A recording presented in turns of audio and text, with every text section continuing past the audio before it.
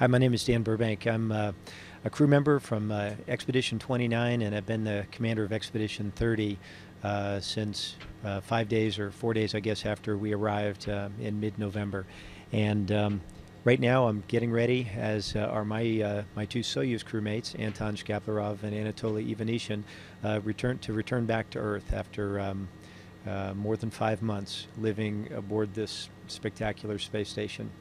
And it's an interesting time right now to kind of take a few moments and think back at what we've done, what we've accomplished during the mission, and kind of take a little bit of a break from the hectic operations, just to reflect a little bit.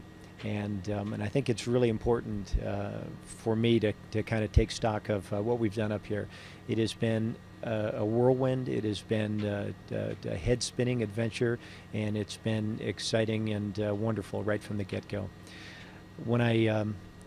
Before I launched in this mission, I basically had three simple goals, and the first one was to take good care of the crew, and the second one was to take good care of the space station and all the hardware up here. And the third one was to conduct as much research, both scientific and technological, as the space station was capable and as our crew was able to do. And I think in reflection now that we've done a pretty good job of all three. And from the start, though, we had a couple of challenges, and I think one of the biggest ones was that we had a minimal overlap with Mike Fossum, Sergei Volkov, and Satoshi Furukawa. We had 4 days total with them to physically hand over, to learn the ropes about how to operate this spaceship.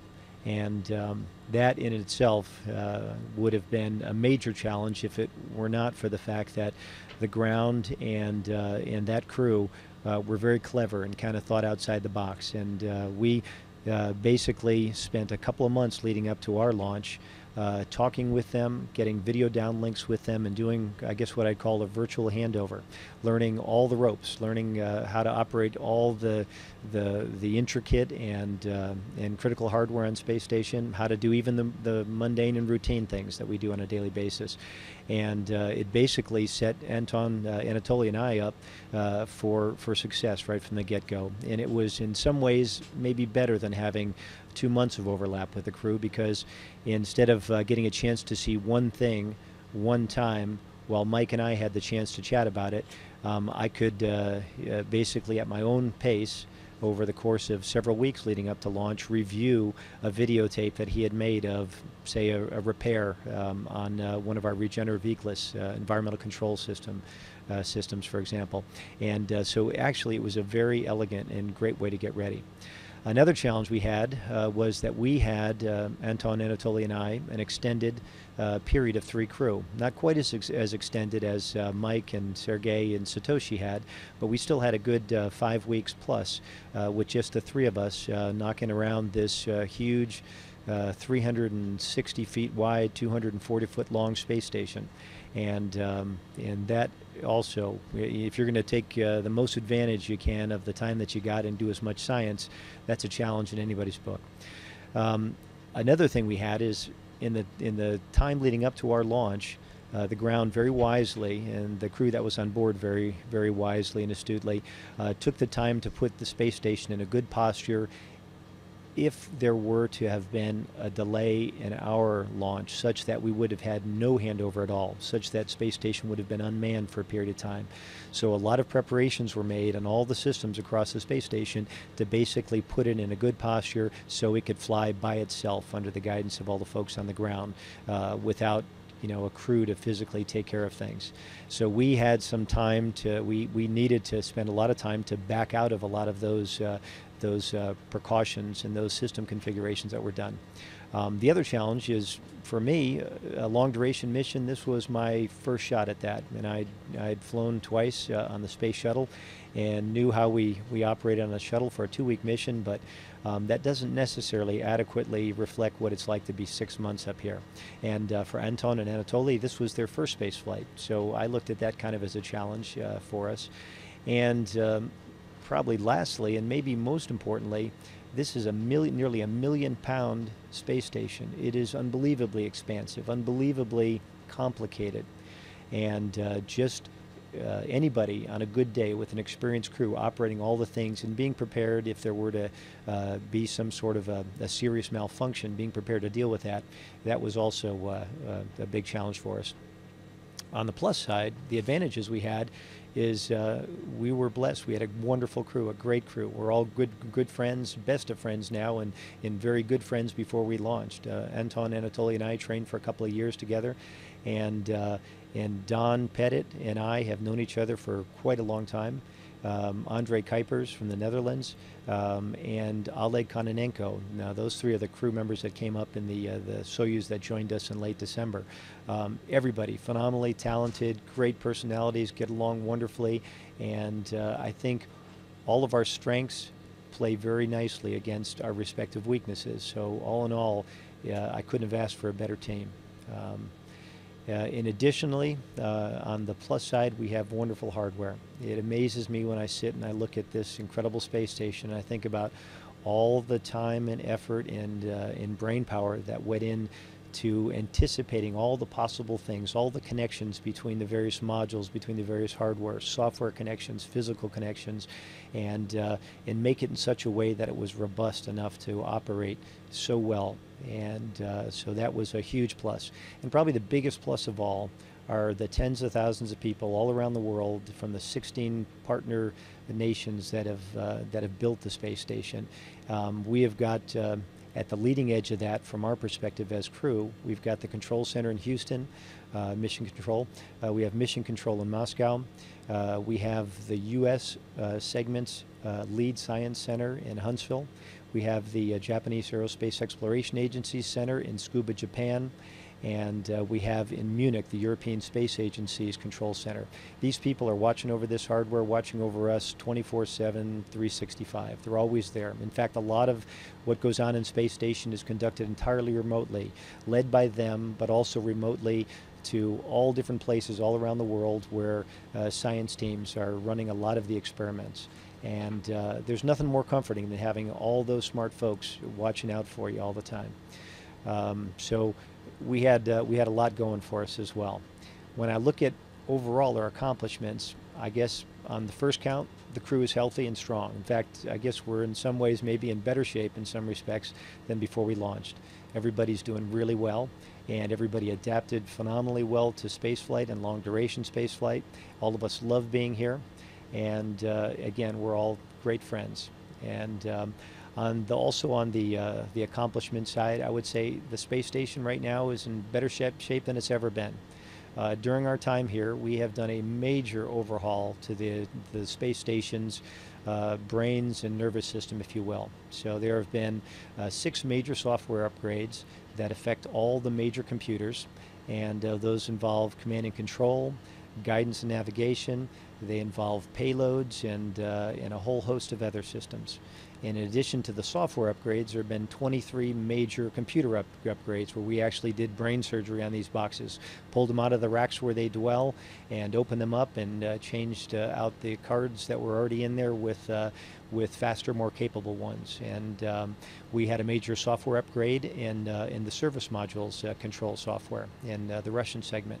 There was also recently, just last week or 2 weeks ago, I guess now, a major upgrade for the Columbus, the European Space Agency software. So in addition to the software and brain surgery, if you will, there have been a lot of hardware repairs and improvements that we've made, and they run the gamut of almost every system we have up here. Part and parcel with the upgrade for the comm system and the computer system was laying new fiber optic and high-rate communication cables that will allow us to have high-bandwidth payload data, science data down the road, that allow us to have more communications channels that will basically increase greatly the throughput of science from space station. In addition to that, Russian segment EVA 30, the 30th EVA conducted by cosmonauts and U.S. crew members, when you look back on the Russian segment, was completed safely and successfully, and it relocated, Oleg and Anton relocated a very large crane, construction crane that we have on the outside of station. They installed a couple of payloads, science payloads on the outside. We, in the Japanese module, demonstrated some very successful ground control, ground remote operation, teleoperation, if you will, of the Japanese experiment module remote manipulator system, the arm that controls or that's able to access all of the payloads that are on the exposed facility on the forward port side of Space Station. We had a lot of visiting vehicles. We had, when we got here, the 45 progress number 45 was here. We safely saw it on its way, and it deployed a satellite, a first for Russian Progress vehicles. It deployed a satellite after leaving here, one that we placed there. We received Progress 46P. We recently, we also received 29 Soyuz with Don and Oleg and Andre. And then we just a couple of weeks ago received the ATV, the Automated Transfer Vehicle number 3, a European Space Agency contribution. So it's been a real busy time up here from the standpoint of visiting vehicle traffic.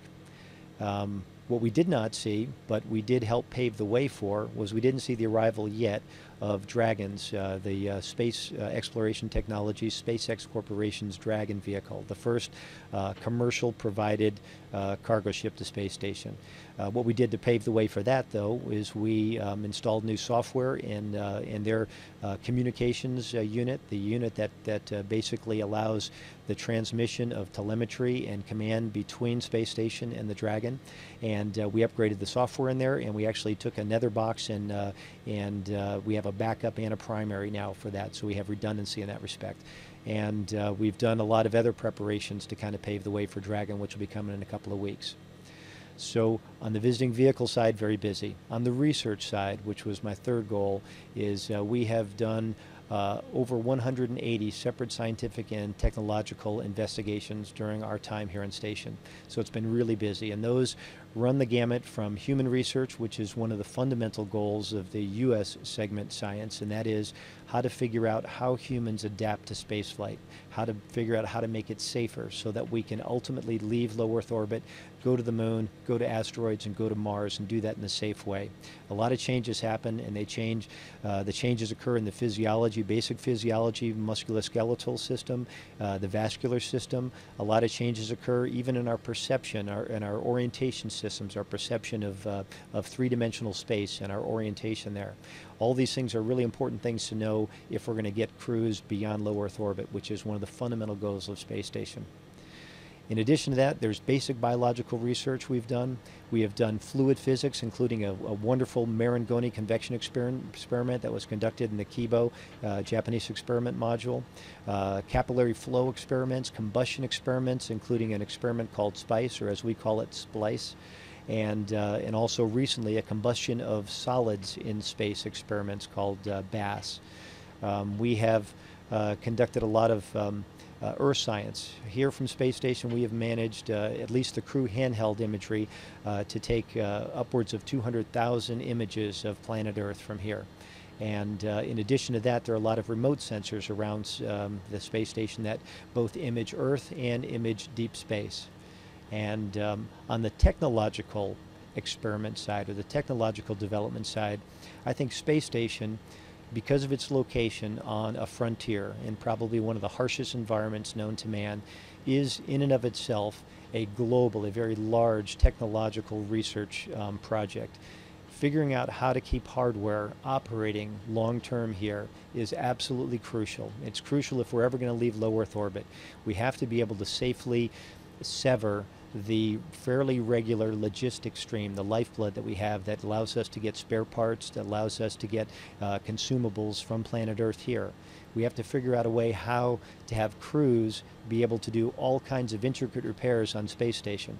All the vehicles the U.S. has ever flown before have always been returned to the professionals or been returned to museums right after spaceflight. Crews have never had to turn wrenches to the degree that we have to on board Space Station right now. On the space shuttle, if there was a problem, you would basically get the system in a safe enough configuration so that the shuttle, when it returned to the Kennedy Space Center and was placed in the hands of the brilliant technicians and engineers there, could be rebuilt and be just as good as new. And we basically need to be able to do similar level repairs here on space station. It's a whole new way of operating for astronauts and for the ground crews that plan how we do things. So on the global scale, this is a really important thing, and I think we've had a chance to turn a lot of wrenches and do a lot of work along those lines. There's also a couple of other smaller experiments here that I think are important along those same lines for technological research. And one is Robonaut, which is basically a human-like, from an anthropometric standpoint, robot that is a technology test bed to figure out how we can incorporate robotics here in space to reduce the risk, to maybe capitalize on the crew time a little bit more by giving more mundane and routine kinds of tasks to robotics, but also potentially down the road we'd like to think to be able to take robots like that outside with us during spacewalks. And by having hands that are just like human hands, the Robonaut can, in effect, operate with all the tools that we operate. And so it is a very clever, very intricate, very complicated, but very promising kind of technological research. We actually put him to work last month, and he was taking readings on an instrument called the VelociCalc, and basically reading the velocity out of intermodule ventilation ducts, and it was a very neat thing to see. Probably one of the most important technological research things that we have going on board Space Station is the regenerative environmental control life support system. So the racks that make up the capability for us to close the life support loop, or at least partially close that, are critical for exploring deep space. Every pound of stuff that we bring to space right now to low Earth orbit takes 20 to 25 pounds of rocket fuel and rocket body to get it up here. That's how much kinetic energy you have to put into it to get here. It means that every pound of me, every pound of air that I breathe, the food that I eat, every pound of scientific experiment payload that we install and work on in a rack here takes 20-fold times more in rocket fuel to get here. So what we want to do is basically capture all the moisture that we exhale, all the moisture through urination that we get rid of, and take that and purify that water and feed that water back into the front end of the environmental control system loop, so it doesn't cost all that much money. And that technology also is very promising down the road for allowing you to deal with disasters in areas where suddenly you don't have water available. It allows you to purify water and do it in a very cost-effective way. So that whole piece of Space Station doesn't fall under the rubric of what we call science investigation, but it's a very important technological research investigation. And we have spent a lot of time in those racks and spent a lot of time keeping that equipment working, and in so doing have learned a lot about how that gear works, how to make it better for applications on Earth, how to make it better for applications leaving low Earth orbit. So all in all, when I look back on my tenure here and thinking about returning home, I think all of us can feel really good about the amount of things we got done. And again, I cannot overemphasize how much and how critical it is, all the people that work on the ground that make all of this possible. And we're just one small part of that equation. Now, when I sit down and think for a moment about returning to planet Earth, part of me is really going to miss this. It's indescribably wonderful to live in space, to have the incredible privilege of being up here, to do the research we do, to just float around, to look out the window and see planet Earth below and the stars above us. And but by the same token, it'll be so wonderful to see family again. You get to see your family once a week. You get to talk to them on the phone every time you get a chance, maybe once or twice a day even. But it's not the same as being there. So leaving this place will be hard. Seeing my family again will be the most wonderful consolation prize you can imagine. Smelling the aromas of planet Earth, landing in the Kazakh steppe on our Soyuz, and just climbing out of the hatch and feeling fresh air on our face will be wonderful. The food that we have up here is great. There's a lot of food that that I can't have up here that I would very much like to have. That'll also be a good consolation prize. The ride itself, going leaving space station and re-entering Earth's atmosphere in a capsule, will be pretty spectacular by all accounts. Having done it a couple of times in a shuttle, I really look forward to the experience to see what it's like riding a Soyuz back to planet Earth. So it'll be a little bit sharper deceleration, particularly at the very bottom. But I think it'll be an awful lot of fun. If the ride uphill was any indication, it'll be a tremendous amount of fun. And at the end of all of that, I get to go home and I get to be with my family.